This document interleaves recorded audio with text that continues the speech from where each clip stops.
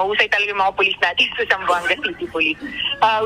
We also make sure na meron kaming proficiency firearm shoot lagi. But really, at the end of the day, it was really his own, presence and his composure na talagang matibay yung loob niya to fight it out with the wanted persons na ito. And he's really one of our best shooters also in the city. Si Sergeant Mariano, si Ryan Mariano, and yan ang team niya na for deployment. Nag-identify sila ng target and one of them is Javier Tating. Yun yung isang na-neutralize.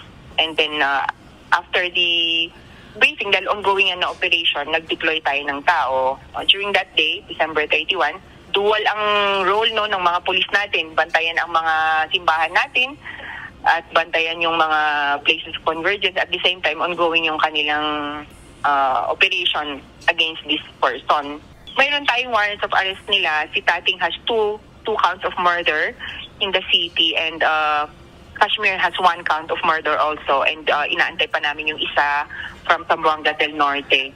And as our intelligence packet dictates, they are also involved in illegal drugs in the city. That afternoon, nakabantay yung team ni Sergeant Mariano and dumating nga yung target with another individual sa motorcycle. And then yun, nangyari na, pinutukan nila na-identify nila namukhaan nila si Sergeant Mariano and then the encounter started. Well, our regional director, General Masauding, ordered already for the assistance for him to make sure that he is properly supported by the PNP, and we are looking hopefully for a spot promotion for him or a medal for him also.